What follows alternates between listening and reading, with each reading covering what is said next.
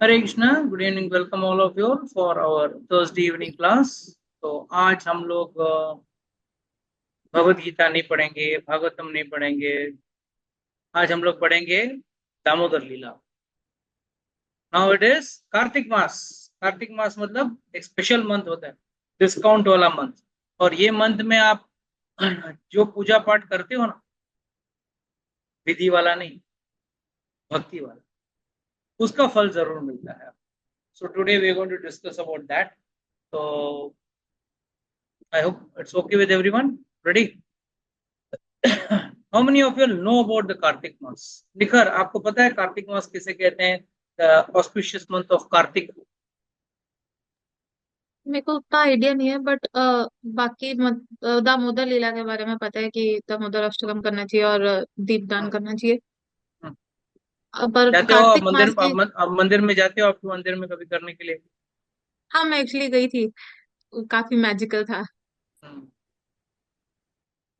Good. And this month is very auspicious. It starts from the day of Sharad Purnima. जो last week Sharad Purnima था, उस दिन से शुरुआत हुआ और ये 15 नवंबर तक चलने वाला है। एंड इसमें एक बहुत अजीब लीला या एक स्पेशल लीला भगवान ने की। भगवान की हर लीला में है ना, there are multiple activities happening in one Leela. That is the difference. हम लोग अगर गए ना, एक काम करके आए, मगर भगवान एक साथ बहुत सारे काम कर देते और लीला के माध्यम से हमारे हृदय में भी कर जाते हैं। So this month of Kartik, day of Diwali, no, Yashoda मैया परेशान थी। हर कोई आके यशोदा मैया को परेशान कर, मतलब कंप्लेंट कर रहा है कृष्ण के बारे में, सब गोपियां। और उनके पीछे, कंप्लेंट करने के पीछे भी उनका इरादा कुछ और है। वो लोग वाकई में कंप्लेंट नहीं करते। उनका हर गोपी का मन में यही चाह है, हर गोपी मक्खन, दही चू मथती है और मक्खन निकालती है तो यही सोचती है कि कृष्ण आएगा और ये मक्खन मेरा खा के जाए। मगर जब कृष्ण खा के जाते हैं ना, बहुत आनंद होता है उनको, दे वेरी हैप्पी। बट लोग जानबूझ के यशोदा को कंप्लेंट करने आते हैं। और कंप्लेंट करने का पीछे का मकसद क्या है? कंप्लेंट करेंगे, यशोदा मैया कृष्ण को बाहर बुलाएगी तो वापस कृष्ण का दर्शन हो जाएगा। तो बेसिकली बार बार कृष्ण के बारे में ये लोग कंप्लेंट करते हैं, उसकी शिकायत करते हैं, और सिर्फ इसके लिए कि ताकि भगवान का दर्शन बार बार हो। और जितना भी भगवान को देखो उतना आनंद मिलता है। उसके कारण कृष्ण नाम का अर्थ क्या है? What is the meaning of Krishna? निकर बताइए, what is the meaning of Krishna का नाम का अर्थ? जो जो सबको अट्रैक्ट कर लेते हैं। हाँ, कर्षति इति Krishna, one who attracts everyone, that is the speciality of God. हम लोग हरे कृष्ण महामंत्र में कृष्ण और राम दोनों नाम यूज करते हैं। कृष्ण का मतलब क्या है? One who attracts. And Ram means रमयति इति रामा, जो हमको आनंद प्रदान। लोग अक्सर बटे हुए हैं, राम का, हम राम के भक्त हैं, हम कृष्ण के भक्त हैं। अरे राम भक्त अलग नहीं है, कृष्ण भक्त अलग नहीं है, सब एक ही है। सब विष्णु के अवतारी है। ओनली क्या है, विष्णु स्वयं नीचे नहीं उतर, इन स्वरूपों में उतर के लोगों के साथ, भक्तों के साथ आदान प्रदान करते हैं। और साथ में आई है तो फिर दो चार राक्षसों को मार के विचार। So that is the main purpose. So please understand कि जो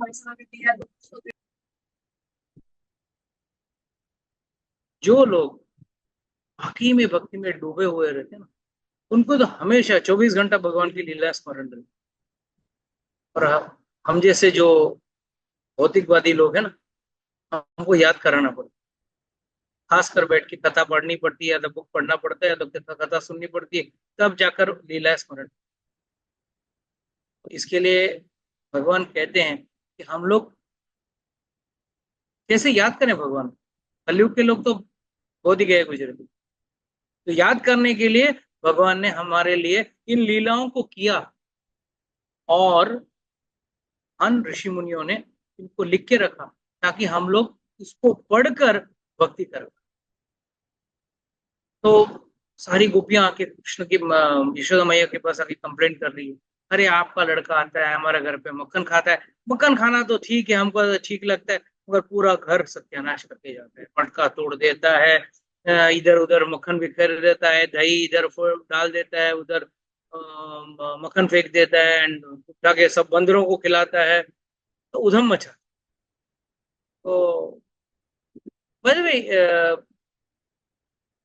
कृष्ण क्यों माखन चुराते थे वहां? और अकेला जाके नहीं चुराते थे, अपने सारे ग्वाल बाल के साथ जाके चुराते। तो उसके पीछे राज पता है हम लोग? बहुत गहरा राज है। एक बार मधुमंगल और कुछ साथी खेल रहे थे कृष्ण के साथ। तो देखा तो जोर से खेल में थोड़ा धक्का लग गया, तो उसके साथीदार सब गिर गए नीचे। तो कृष्ण ने बोला, अरे आप लोग इतने कमजोर कैसे हो गए? बोले, भाई तू राजा का बेटा है, तुझे दूध दही सब मिलती है खाने के लिए, और हम क्या करें? हमारे घर पे भी गाय है, दूध दही निकलती है, पर क्या करें? सब कंस चुरा कर लेके चला जाता। सब कंस को टैक्स के रूप में हम लोग को देने पड़ते हैं, तो हमारे पास कुछ बचता ही नहीं। हम लोग कहाँ से मक्खन खाने मिले, दही खाने मिले, और कहाँ से हमारा बॉडी बनेगा, कहाँ से हम ताकतवर बनेंगे? तब कृष्ण ने सोचा, ओ तो ऐसा तो देंगे नहीं, ब्रजवासी तो बच्चों को माखन नहीं खिलाएंगे, तो अब क्या करें? चलो चोरी करो। तो कृष्ण एक्चुअली माखन खुद के लिए नहीं चुराता, गोपियों को आनंद देने के लिए और ग्वाल वालों को हृष्ट पुष्ट करने के लिए और उनके साथ थोड़ी लीला करने के लिए भगवान माखन चुरा। तो उस दिन यशोदा मैया ने सोचा, मेरा एक कुछ स्पेशल गैया है, उसके अंदर सुगंधित दूध निकलती है, और उस सुगंधित दूध से सुगंधित मक्खन निकाल, और खास मेरे बेटे के लिए स्पेशल स्पेशल क्वालिटी का मक्खन बनाऊंगी, ताकि ये बाहर अभी जाए नहीं, मेरे घर पे। तो सुबह सुबह उठ के यशोदा मैया दही पिलोने लगी। यहाँ पे कृष्ण भगवान सुबह उठे, देखा माँ पिलो रही है, और कैसे पिलो रही है? कृष्ण की लीलाएं गाते गाते पिलो रही है। अरे मेरा लाला क्या कर रहा है, मेरा लाला क्या तोड़ रहा है, क्या कर रहा है, बस यही उसकी लीलाएं गा रही। और कहते हैं, आप लोगों ने सब लोग फोटो देखा होगा, जब यशोदा मैया चर्न कर रही है, दही मथ रही है, तो कहते हैं उनकी हाथ की जो चूड़ियां है ना, वो दोनों आवाज करताल की तरह आवाज करती हैं, और उसमें वो गाना गाती हैं, भगवान की लीलाएं गाती। तो यही चल रहा है दिन भर। तो सुबह सुबह उठ के कृष्ण भगवान उठ के आए माँ के पास। माँ गले लग। यशोदा मैया ने भी बेटे को चूम लिया, बोला, बैठ जा बेटा, मैं तेरे लिए मक्खन निकाल रही हूँ। तो कृष्ण ने बोला, मुझे दूध पीना है। तो माँ ने तुरंत उसको अपने गोद में बिठाया और उसको स्तनपान करवाया। जैसे स्तनपान करना शुरू किया कृष्ण भगवान ने, वहां चूल्हे पे रखा हुआ दूध उबलने के लिए रखा था यशोदा मैया ने चूल्हे पे, वो दूध बाहर आके उबल के, बोलते ना दूध बाहर उबर के गिर जाता है ना, वो बाहर गिरने लगा। तो यशोदा मैया ने देखा, अरे ये तो स्पेशल दूध है मेरे बेटे के लिए, ये अगर गिर गया तो जल गया तो क्या फायदा? तुरंत उठा के कृष्ण को जमीन पे रखा और भाग के गई उस दूध को बचाने। यहाँ पे आचार्यों का भाव बहुत बढ़िया है। कहते हैं वो दूध देख रहा था कि कृष्ण तो माँ का दूध पी रहे हैं, तो हमारा तो हमको तो अभी पिएगा नहीं, तो हमारा जी का क्या फायदा?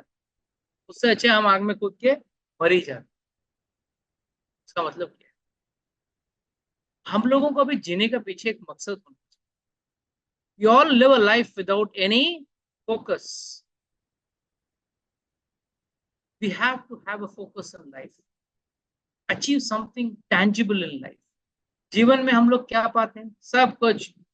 सब लोग पढ़ाई पहले अच्छा कर लेते हैं और फिर नौकरी करते हैं, खूब सारा धन कमाने के लिए इधर उधर जुगाड़, धंधा, बिजनेस जो भी है सब करते हैं। इसके लिए जितना भी संग्रह कर रहे हैं वो सब छोड़ के जाना है। मगर असली चीज जो संग्रह करना चाहिए उसके प्रति हम लोग कभी नजर भी नहीं डालते।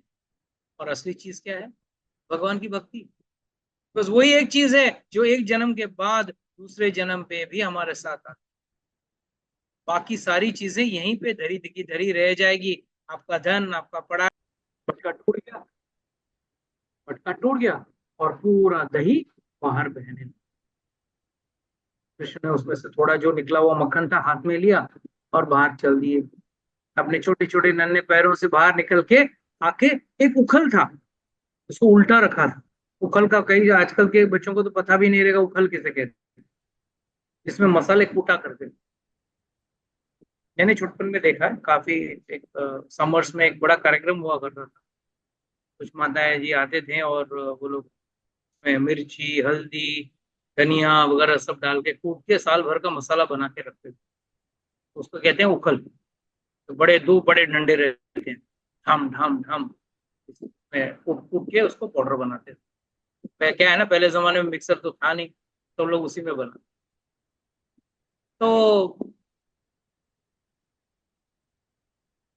कृष्ण उस उखर को उल्टा रखा हुआ था, तो उसके ऊपर बैठ के आराम से मक्खन खा रहे हैं और वो दो चार बंदरों को भी मक्खन खिला रहे हैं।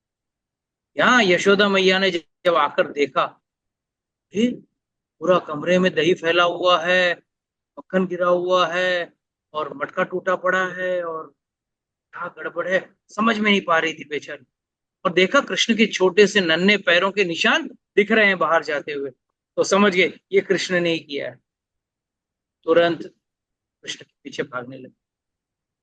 देखा वो उसके कमरे में जाके देखा तो कृष्ण बैठ के आराम से थोड़ा मक्खन खा रहे हैं, थोड़ा बंदरों को खिला रहे हैं। आज यशोदा मैया का गुस्सा आ गया। आज तो मैं तुझे बांध के तुझे सही में तुझे आज पनिशमेंट देने वाली, सजा दूंगी तब जाके तू सुधरेगा। कृष्ण ने देखा मैया हाथ में डंडा लेके आ रही है, अब तो मेरी खैर नहीं है। तुरंत उतरे और भागे वहां से। और नन्हे से कृष्ण भाग रहे हैं और पीछे पीछे यशोदा मैया भाग रही। ये कार्यक्रम था सुबह का, और सुबह से यशोदा मैया कृष्ण को भगवान को भागने के लिए पीछे भाग दौड़ रही। और हमेशा कृष्ण आगे हैं, छोटे से कृष्ण, नन्हे से कृष्ण, फिर भी यशोदा मैया उसको पकड़ नहीं पा रही। यहाँ आचार्य को भाव बहुत बढ़िया है। पहला चीज, यहाँ पे कितने लोग भगवान को पकड़ना चाहते हैं? How many people want to catch God? Nobody. Prabhuji, I would like to catch the Lord. You would like to catch? Oh, only one. I think then I'll have to give you personal tuition. Nobody else is interested. Oh, Shraddha Mataji wants to catch. ठीक है, तो दो तीन जन तो होना चाहिए। अपेक्षित, you don't want to catch God, or you want God to catch you? पकड़ना चाहते प्रभु जी, पर भगवान हाँ, को कैसे पकड़ना पकड़ चाहते हैं, सकते? चलो अच्छी बात है। और अगर पकड़ना चाहते हैं तो उसके लिए एक टेक्निक है। पहला टेक्निक क्या है? भगवान को निराकार मत मांगना, समझना भगवान साकार हैं, तभी आप पकड़ पाओगे। लोग तो बोलते हैं भगवान तो निराकार हैं, ब्रह्म हैं, ज्योति हैं, ये है वो है। तो मुझे बताइए, अगर भगवान सिर्फ ब्रह्म ज्योति हैं, निराकार हैं, आप कैसे पकड़ोगे? निराकार वस्तु को पकड़ा नहीं जा सकता, ज्योति को पकड़ा नहीं जा सकता। तो इसका मतलब यह है कि पहले चीज तो आपको यह समझना है कि भगवान साकार हैं, उनका एक शरीर है, उनका एक फॉर्म है। और जब भगवान भागने लगे, भगवान कहते थे पूरी दुनिया मुझे मुझे पकड़ने के चक्कर में। हर कोई चाहता है ना, मंदिर में सब कोई जाते हैं, भगवान मेरा काम करा दे, मेरा काम करा दे। सब लोग भगवान के पीछे पड़े हैं। मगर भगवान भी देखते हैं कि कौन है ऐसा व्यक्ति जो मेरे पीछे सिस्टमैटिकली, दृढ़ता से, एक डिटर्मिनेशन, जो मेरे पीछे पाने की इच्छा रखता। वैसे साधक, इच्छा तो कई लोगों के पास होती है, मगर साधक कौन है? उस, जैसे अगर आपको खाना बनाना है, जैसे आज आपको पनीर की सब्जी बनानी है, सिर्फ आप चूल्हे के सामने बैठने से पनीर की सब्जी तो बनेगी। तो पनीर लाना पड़ेगा, मसाले लाने पड़ेंगे, तेल, ये वो बहुत सारे जो भी सामग्री है सब लाके उसमें डाल के उस सही पका के बनाना पड़ेगा। ऐसा नहीं कि आप बनना है पालक का सब्जी पनीर का सब्जी खाना है बोल के आप बैठ नहीं सकते। उसी तरह है, भगवान को पाने की इच्छा काफी नहीं है, तो उसके पीछे उसके बाद उसका प्रयास भी करना। और यशोदा मैया ने क्या सोचा था, आज मैं भगवान को पकड़ूंगी, और साथ में सोचने के बाद उसको प्रयास भी कर रही थी, उनके पीछे पीछे भाग रही थी। और उनके पीछे भाग भाग के थक गई, पूरा दिन भागा, फिर भी उन्होंने उनका साथ पीछा नहीं छोड़ा। आचार्यगण कहते हैं जब वो भाग रही थी, तब एक समय ऐसा आया, तो और भागे भागने के लिए उनके अंदर ताकत नहीं। सुबह से शुरू किया, शाम तक भाग रही, न खाया न पिया न कुछ। और कृष्ण भी भगा रहे, कृष्ण तो सारे दुनिया को भगा रही, कृष्ण भगवान सब दुनिया को भगा रहे हैं। मगर जो साधक सिंसियर है, जो वाकई में भगवान को पाने का निष्ठा में है, उस साधक के ऊपर भगवान घूम के देखा। जैसे भगवान ने यशोदा मैया को घूम के देखा, कहीं वो अभी भी मेरे पीछे पकड़ने के लिए मेरे पीछे पे आ रही है नहीं। जब उसने देखा, हाँ बेचारी बहुत कोशिश कर रही है, थक गई है, फिर भी भाग रही है मुझे पकड़ने के लिए, अब मैं उसके हाथ में आ जाऊं। अक्सर हम भगवान को पकड़ने के चक्कर में होड़ में रहते, मगर जब तक भगवान हम पर वो दृष्टि न डालें कि हमारा प्रयास ठीक से कर रहे हैं या नहीं, तब तक भगवान हमको हमारे पकड़ में नहीं आए। He will not come in our clutches. And how will you know that Lord is watching you? आपको कैसा पता चलेगा कि भगवान आपको देख रहे हैं, आपका प्रयास को देख रहे हैं?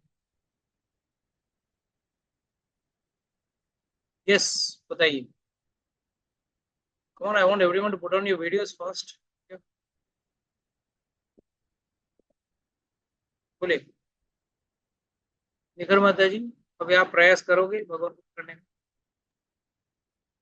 जरूर प्रभु। हाँ, तो पता कैसे चलेगा कि आपका प्रयास पे भगवान देख रहे हैं?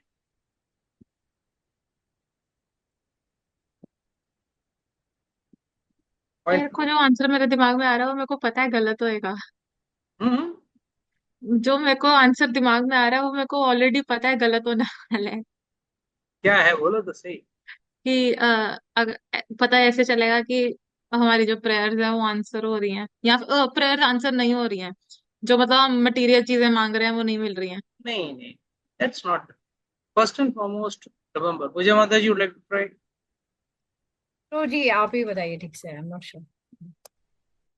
Please remember, whenever we want to catch God or we want to achieve God, it has to be as per the rules given by the acharyas. जो सिस्टम, हम लोग कई लोग हैं जो अपने मन के हिसाब से कुछ भक्ति का एक फॉर्मूला बना लेते हैं जो उनके लिए अनुकूल होता है। पर ऐसे फॉर्मूला क्या होते हैं, मैं मंडे को है ना शराब नहीं पी, शनिवार को शराब नहीं पी। जैसे भगवान सिर्फ शनिवार को जागे रहते हैं, बाकी पूरा हफ्ता सोते रहते हैं। तो मन गढ़क या मन का अपने सहूलियत के हिसाब से भक्ति का प्रोडक्शन मत करना।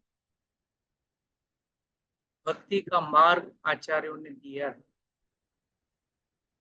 आपको उस मार्ग का अनुसरण करना है प्रेम से। अरे माला करनी बोरिंग, हरे कृष्ण हरे कृष्ण कृष्ण कृष्ण राम राम राम राम हरे, ऐसा नाराज होके भी कर सकते। नहीं भगवान नहीं, प्रेम होना चाहिए। अरे मैं इस माला को प्रेम से करूंगी, भगवान का अनुभव हो जाएगा। डोंट वरी, भगवान really will appear in front of you, you only have to have that faith, विश्वास, वो दृढ़ता, वो विश्वास होनी चाहिए आपको, सब कुछ अपने आप। तो भगवान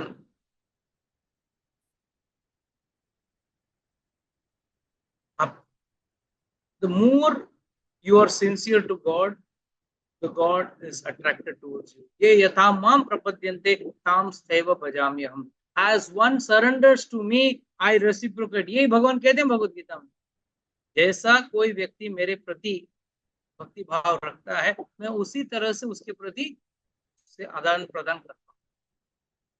तो the most important thing which you have to understand is,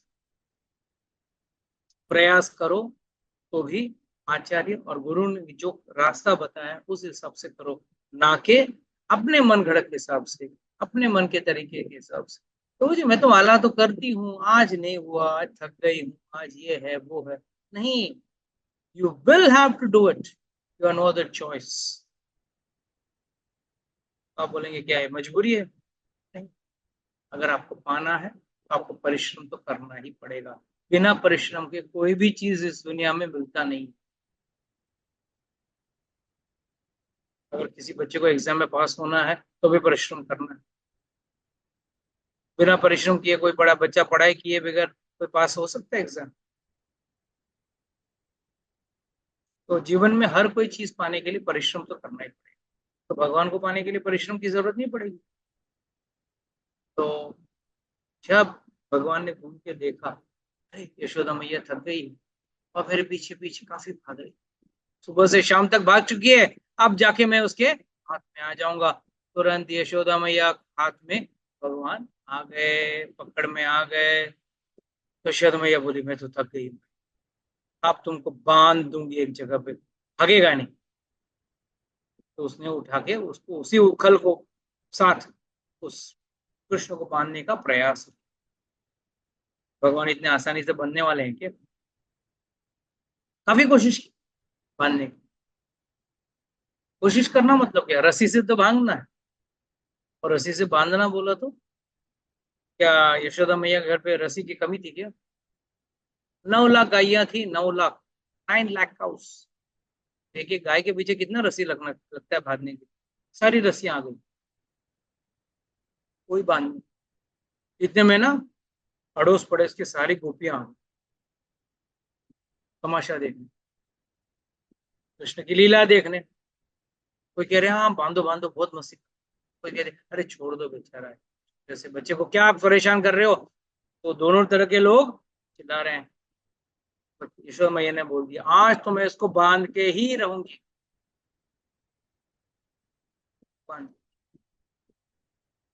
आचार्यगण कहते हैं कि दुनिया में सबसे लकी व्यक्ति, भाग्यवान व्यक्ति यशोदा मैया। जो व्यक्ति भगवान को अपने हाथों से पकड़ सकता, उठा सकता है, अपने गोद में बिठा सकता है, उससे और कोई भाग्यवान व्यक्ति हो सकता है इस दुनिया में? Can there be anyone more luckier?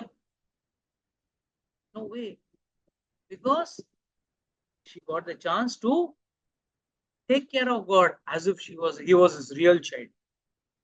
पूरा दुनिया चलाने वाला, सारे ब्रह्मांडों को चलाने वाला, आज एक छोटा सा बच्चा बन के छोटा सा एक कटोरी छाछ के लिए गोपी के सामने नाचता है। अपने पिताजी के जो जूते हैं वो अपने सिर पे रख के लेके आता है, बोलते बहुत भारी है, हाथ से उठा नहीं सकता हूँ, सिर पे रख के उठा के लेके आता। तो ये जो लीला है वो कृष्ण कर सकते हैं। हमारे अंदर घमंड है, अरे मैं कैसे उसका जूता उठाऊंगा, मैं कैसे ऐसा करूंगा। और भगवान के अंदर कोई घमंड नहीं होता है, कि भगवान सिर्फ प्रेम के भूखे, आप सिर्फ भगवान से प्रेम करो। यशोदा मैया और नंद बाबा ने बहुत महंगी चीजें लेके नहीं दी, महंगे तोहफे नहीं लेके दिए। माफ करना, आज के जमाने में माँ बाप बच्चों को महंगे तोहफे जरूर देते हैं, पर प्रेम अगर वाकई में आप प्रेम करते हो गलत चीजें तो बिल्कुल मत देखिए। तो आजकल कलयुग का राय कुछ और है। आजकल माँ बाप भी शराब पीते हैं, बोलते हैं हम बेटे के साथ बैठ के शराब पीते हैं। अच्छा है ना, नहीं तो वो चुप के बाहर पिएगा। अरे आप भी नरक में जाओगे, उसको भी सरक साथ में नरक के द्वार लेके जाओ। आपको पहले सुधरना है और बेटे को सुधारना है, ये दोनों चीज दूर हो गई। आपको तो सुधरना नहीं है और बेटे को जवाब क्या देंगे, इसके लिए आप भी गलत चीज कर रहे हो। Please understand the first thing a parent has to give is love for his children and love means true guidance, सही मार्गदर्शन। तो यशोदा मैया बांधते बांधते हर टाइम बांधने जा रही है, 2 उंगली छोटी पड़ रही है रस्सी, 2 उंगली बस, और रस्सी जोड़ दिए फिर भी छोटा पड़ रहा है। यशोदा मैया परेशान, अरे ये रस्सी क्यों कम पड़ रही है। और आचार्यगण कहते हैं भाई 2 चीज की जरूरत पड़ती है भगवान को बांधने के लिए, एक तो आपका प्रयास और दूसरा भगवान की अनुमति या कृपा। You need Lord's mercy and your endurance, दोनों होना चाहिए। कई लोग बोलते हैं प्रभु जी भगवान प्राप्त नहीं हो रहे हैं, या तो आपके पीछे आपने जो प्रयास किया है वो सही नहीं, उसमें कमी है, या तो प्रयास ठीक से है तो फिर अभी तक आपको वेट करना पड़ेगा, भगवान की कृपा अभी तक आई नहीं। और याद रखना आपके हिसाब से भगवान की कृपा नहीं होगी, जब वक्त होगा भगवान सही वक्त पे आप पे कृपा जरूर करें। तो भगवान 2 उंगली की वजह से छोटा, जब यशोदा मैया पूरी तरह से थक कर चूर हो गई, तब जाके भगवान ने देखा बहुत अच्छे प्रयास कर रही है, चलो अब मैं उस पर कृपा बरसाता हूं। और जैसे भगवान ने कृपा किया, वो रस्सी 2 उंगली जो छोटी पड़ रही थी अब सही लगी और अच्छी तरह से कृष्ण को बांध दिया उसके साथ। और यशोदा मैया अंदर चली गई, पूरा घर का काम बाकी था वो तो चली गई। यहाँ कृष्ण भगवान बैठ के रो रहे हैं, सिसक सिसक के। पहले तो यशोदा मैया के हाथ की छड़ी से रो रहे थे। कौन रो रहा है? जो बड़े बड़े हिरण्यकशिपु हिरण्याक्ष जैसे राक्षसों का वध करने वाला भगवान, जो सारे ब्रह्मांडों को अपने मुट्ठी में रखने वाला वो व्यक्ति रो रहा है, अरे माँ हाथ में छड़ी है मुझे मारेगी। माँ जब देखी अरे बेचारा रो रहा है, छड़ी बाजू में कर दिया, मगर आज छोड़ूंगी नहीं तुझे, बांध के रहूंगी। और बांध दी। दामोदर अष्टकम में बहुत अच्छा खूबसूरत वर्णन है, कहते हैं रो रो के आंख का काजल पूरा आंख में फैल गया, पूरा चेहरे में फैल गया। तो जैसे यशोदा मैया अंदर गई, बलराम आए, बलराम जी आए, बड़े भैया, कृष्ण तू ऐसा करता क्यों? एक तो तू इस पूरे ब्रह्मांड का सृष्टि करता और तुझे ऐसा बांध के रखा है। जी तो करता है कि कोई भी ऐसा तेरे साथ व्यवहार करे उसको मैं मार दूं, पर क्या करूं, माँ है, माँ को कुछ बोल भी नहीं सकता, और ऊपर से तू करता भी ऐसा है, कोई भी बांधेगा। अब भुगत तेरी करनी तू ही। एंड ये जो लीला हुआ ना भगवान को बांधने, इस लीला को दामोदर लीला, भगवान का नाम दामोदर इधर से पड़ा। दाम, दाम मतलब रस्सी, उदर मतलब पेट। जो जिस रस्सी से उस उदर को मतलब भगवान के पेट को बांध दिया गया, उसको दामोदर, उस लीला को दामोदर कहा। और आज भी कहते हैं भगवान का जब भी आप बाल स्वरूप देखोगे ना, तो पेट के वहां पे ना छोटा सा एक रस्सी का निशान है, और वो निशान और कुछ भी नहीं, यशोदा मैया का ये बांधा हुआ रस्सी का निशान। तो कृष्ण भगवान, तो सब लोग चले गए, उसके ग्वाल बाल दोस्त सब आए, बोले क्या करेंगे अभी, हम लोग खेलने जा रहे हैं, तू यहाँ बैठ के बांधा रहे, हम लोग कितना देर तुझे देखेंगे यहाँ पे। तो सब दोस्त लोग भी चले गए खेलने, और ये बेचारे कृष्ण भगवान बंधा हुआ खड़े हैं। अचानक कृष्ण की नजर दो पेड़ों पे गिरी, दो अर्जुन ट्रीज, अर्जुन जाति के पेड़, बड़े तगड़े पेड़। तो कृष्ण ने सोचा, अरे ये तो नारद मुनि की लीला है, मुझे याद है जब एक बार नारद मुनि भ्रमण पे निकले थे, तब नल कुबेर और मणिग्रीवा, कुबेर के दो पुत्र थे, नल कुबेर और मणिग्रीवा, ये दोनों बड़े बाप के औलाद। बड़े बाप के औलाद कैसे होते हैं? अय्याश होते हैं। बस कुछ स्त्रियों के साथ आधे नग्न स्थिति पे शराब पीते हुए, झूमते हुए, नाचते हुए जा रहे हैं। तो डोंट थिंक ये सब अय्याशी आज के जमाने के, उस जमाने से, सतयुग के जमाने से। बस इसका थोड़ा आधुनिकरण हुआ है, बस और कुछ नहीं। बाकी ये वही कहानी, history repeats self and it will repeat. तो जैसे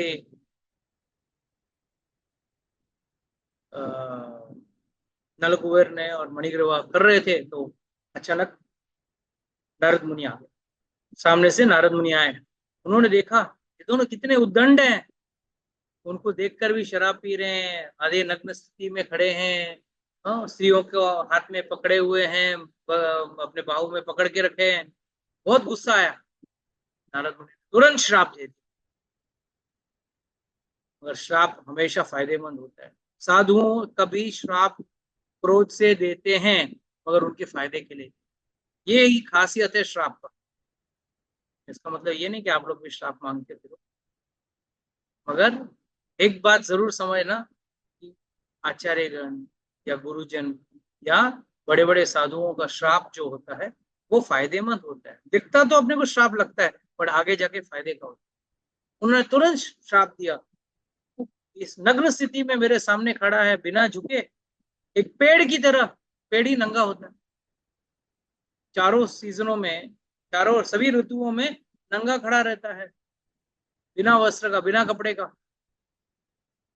और कभी झुकता है पेड़, कभी नहीं झुकता, टूट के गिर जाएगा, कभी झुकेगा नहीं। नारद ने बोला, तुझे मेरे सामने देख के, एक आचार्य को देख के, एक साधु को देख के झुकना चाहिए था, झुका भी नहीं और नग्न खड़ा था। जा, तुझे नंगे खड़ा रहने का बहुत शौक है ना, बिना वस्त्र के, जान बिना वस्त्र के खड़ा रहे हजारों वर्षों। तब नल कुबेर और मणिग्रीवा को याद आया, अरे हमने कितना बड़ा पाप किया। तुरंत जाके उनके पैर पे गिरे, माफी मांगी, बहुत बड़ा गलती कर दिया, माफ कर दो। हम माफ नहीं कर सकता, हाँ तुम्हारा भला जरूर कर सकता। जाओ, जाके वृंदावन में जाके कृष्ण भगवान के आंगन में जाकर आप दोनों पेड़ बन के वहां, और एक दिन भगवान आएंगे और आपको इस श्राप से। तो कृष्ण को याद था कि मेरे भक्त ने ये आशीर्वाद, श्राप रूपी आशीर्वाद दिया है।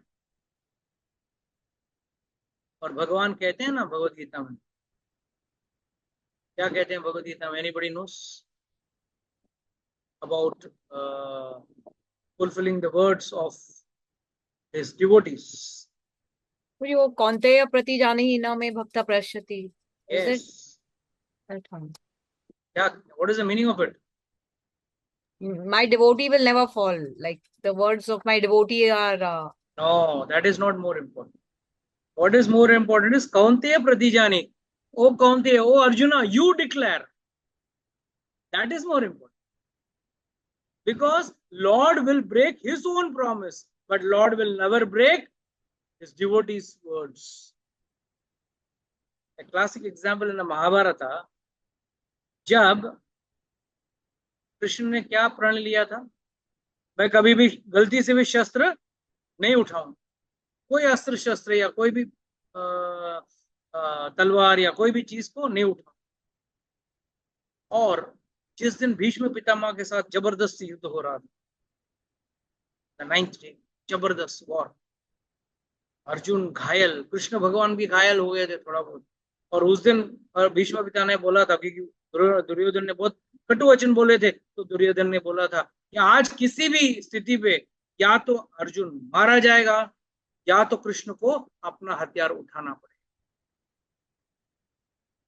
भगवान बोले ओ, या तो मुझे हथियार उठाना पड़ेगा, मतलब मेरा प्रतिज्ञा मुझे तोड़नी पड़ेगी, या अर्जुन को वध। भगवान कहते हैं मेरा प्रतिज्ञा मैं बीच में छोड़ दूंगा। क्या किया उस दिन इतना जोर का युद्ध हुआ, कृष्ण भगवान को अर्जुन पे बाणों की बरसात कर दी। भीष्म तुरंत उतरे, रथ में से नीचे उतरे, और नीचे एक रथ का पहिया पड़ा था, उसको लेकर भागे भगवान कृष्ण, और सीधा गए भीष्म पितामह की तरफ, भाग के गए, charge in front of Bhishma Pitamah. और यहाँ अर्जुन ने जाकर कृष्ण का पैर को पकड़ लिया। कृष्ण का पैर को पकड़ा हुआ अर्जुन कोशिश कर रहा था रोकने के लिए, बार बार कह रहा था कृष्ण मेरे लिए अपना प्रतिज्ञा मत तोड़ो। अर्जुन को लग रहा था उन्होंने प्रतिज्ञा अर्जुन के लिए तोड़ी, बहाना तो वही था, मगर तोड़ा क्यों? क्योंकि उनके सबसे बड़े भक्त कौन थे? और एक भीष्म पितामह स्वयं बड़े भक्त हैं, वो 12 महाजनों में है। उन्होंने बोला कि आज तुझे उठाना पड़ेगा अस्त्र। बोला तेरे लिए तो मैं उठा। तो कृष्ण क्या कहना चाहते हैं, भगवान क्या कहना चाहते हैं कि भाई एक बार मैं अपनी प्रतिज्ञा को तोड़ दूं। तो अगर भगवान बोलते हैं मैं अपने भक्तों को बचाऊंगा, शायद पलट जाए, शायद तोड़ दें, मूड चेंज हो जाए। मगर एक बार अगर किसी भक्त ने बोल दिया ना, तो मैं किसी भी हालत में उसको पूरा करूंगा, चाहे वो व्यक्ति उसके क्या बोलते हैं, फिट फॉर इट और नॉट, चाहे उसकी लायकियत हो या न हो, फिर भी मैं उससे जरूर बचाऊंगा, क्योंकि मेरे भक्त ने बोला। बस उसी हिसाब से कृष्ण ने सोचा आज इन दोनों को मोक्ष दे दूंगा। इतने हजारों सालों से यहाँ पे पेड़ बने बैठे हुए हैं। तो तुरंत भगवान धीरे धीरे धीरे धीरे उस उखल को अपने पीछे बांध के धीरे धीरे घसीटते हुए गए। बहुत भारी था वो उखल, नन्हे से कृष्ण से होता नहीं, किसी नन्हे बच्चे से नहीं होगा, सिर्फ और सिर्फ भगवान से। भगवान लेके गए और उस दो पेड़ के बीच में उस उखल को फंसा दिया और जोर से ताकत लगा दी। सबको लग रहा था अरे उखल फंस गया बेचारा पेड़ के बीच में। भगवान तो नन्हे हैं, पेड़ के बीच में से निकल गए और उखल तो नहीं निकल रहा है, पर जानबूझ के भगवान उन दो पेड़ों के बीच में से निकले ताकि उखल पीछे फंस जाए और जोर से खींचे दिखाने के लिए। भगवान जोर नहीं लगा। सभी ताकतवरों का इंसानों के बीच में का ताकत भगवान है, ये भगवान स्वयं कहते हैं भगवद गीता में 10वां अध्याय। भगवान थोड़े से खींचे, दोनों पेड़ दूर से गिरे।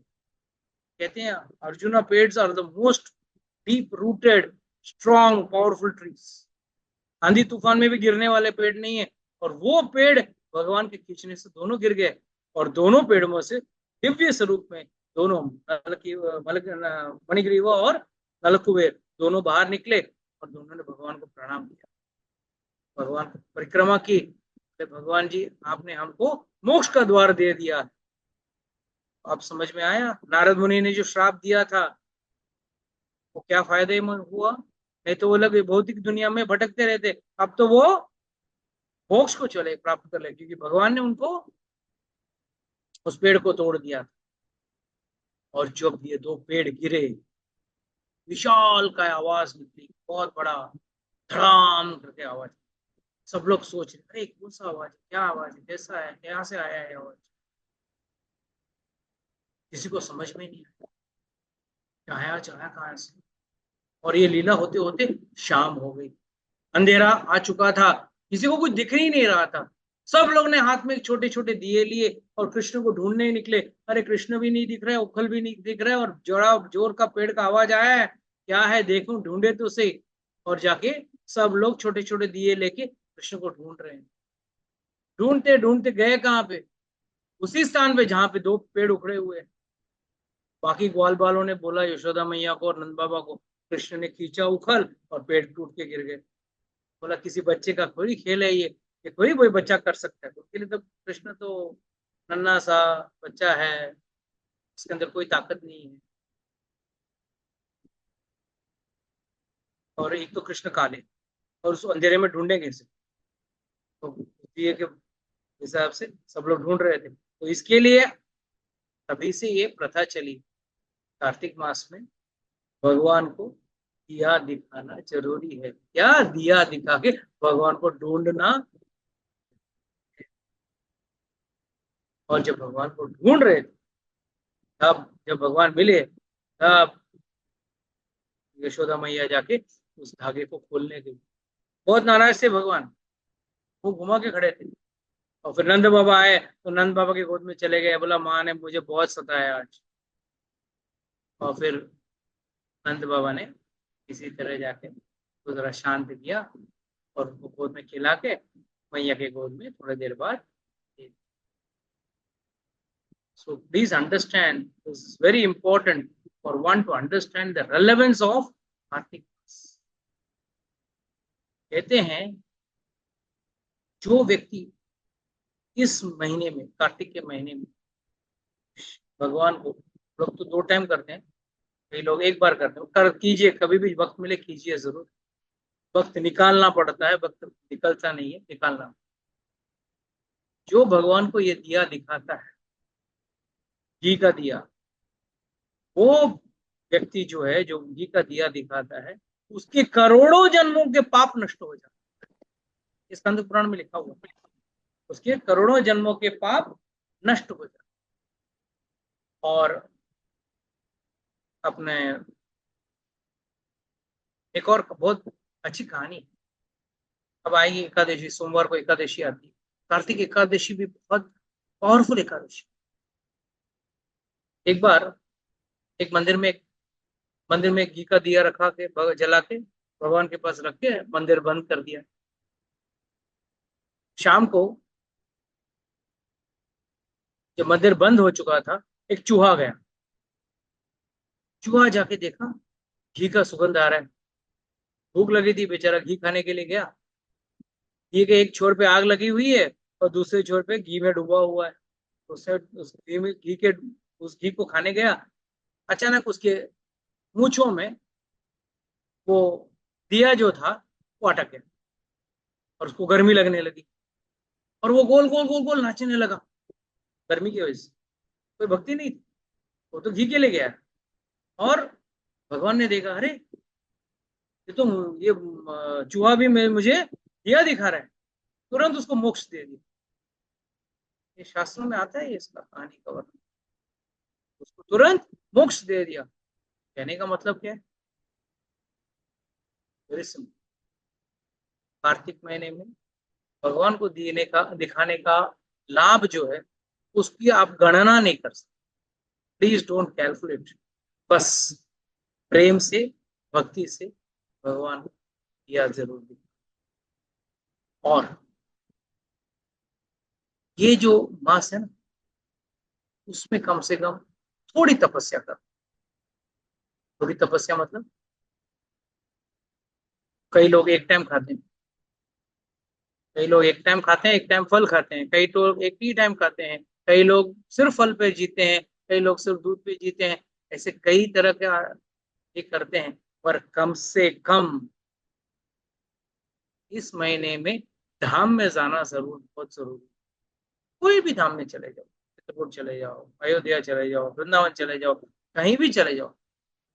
इसके लिए आप देखोगे इस्कॉन के सारे लोग है ना, कार्तिक महीने में सब लोग यात्रा में चले। अभी हम लोग भी यात्रा जाने वाले हैं, अभी 2 हफ्ता आप लोगों को छुट्टी, नो क्लास, 2 या 3 हफ्ता होगा, आई डोंट नो, माता जी से पूछना पड़ेगा। तो कहने का मतलब क्या है कि you have to be always be careful in Kartik maas, कोई गलती ना हो जाए हमसे, और जितना हो सके थोड़ा तपस्या कर लें और भगवान की कृपा को प्राप्त करने का कोशिश करें। Don't lose the benefit of Kartik mass. You know, अभी जैसा साल भर अमेज़न होता है, और दिवाली के टाइम पे क्या आता है? द ग्रेट इंडियन सेल, सब लोग लगे हुए हैं खरीदने में। क्यों? वो साल भर सस्ता देता है, मगर ग्रेट इंडियन सेल में सबसे सस्ता दाम में देता है, मतलब डिस्काउंट सबसे ज्यादा होता है। उसी तरह है, साल भर आप भक्ति करो, पर कार्तिक मास में करो तो उसका फायदा हजारों गुना ज्यादा। तो कितने लोग इसका फायदा उठाना चाहते हैं? अच्छा, कम लोग लेना चाहते हैं, सब लोग नहीं लेना चाहते। आप लोग महंगा महंगा खरीदना चाहते हैं, सस्ता नहीं खरीदना चाहते। तो this is my humble request to all of you कि आप लोग कोशिश कीजिए, रोज घर में भगवान को दिया दिखाइए। और खास बहुत जरूरी बात, दिए के एक छोर पे पहला थोड़ा कपूर लगाना और फिर उसको प्रज्वलित करना। पहले तो लोग मुझे पूछते थे, तो जी वो कपूर लगाने से जल्दी आग पकड़ लेता है क्या, उसके लिए करते हैं? नहीं, ये पितरों के लिए होता है, for our ancestors. So whenever you add kapoor and you light the lamp, the ghee lamp, and offer it to God, even your पितृ जिस भी लोक में है, चाहे वो हेवन में हो, हेल में हो, या पितृलोक में हो, या किसी और योनि में हो, उनका भी उद्धार हो जाएगा और उनका भी एक न एक दिन मोक्ष का द्वार जरूर। इस तरह से आप उनके ऊपर भी कृपा करते हैं, ना कि आप खुद के ऊपर, उन लोगों पे भी आप कृपा करते हैं। तो माय हम्बल रिक्वेस्ट इज, इस महीने का पूरा लाभ लें सब लोग। कम से कम शाम को तो भगवान का दामोदर का फोटो रखकर बढ़िया सा भगवान का दामोदर लीला गाएं या दामोदर अष्टक गाएं। लोग अब ब्रज में चले जाओगे तो गोपी गीत भी गाएं। क्यों? शरद पूर्णिमा को गोपी गीत गाया गया था, सब गोपियों ने शरद पूर्णिमा के रात में तो गोपी गीत गाया था। तो आज भी वो प्रचलन है, सिस्टम है। आप लोग भी कोशिश कीजिए, try to recite the Gopi Geet and the Damodar Ashtak, very powerful and definitely it will enhance and speed up your devotion. आपकी जो भक्ति जो मंद पड़ी है ना, उसको जागृत हो जाएगी, आपके अंदर भी वो तीव्रता आएगी और आप अच्छा भक्ति कर पाओगे। Okay, just I'd like to close today's class. Anybody has got any doubts, questions, can ask.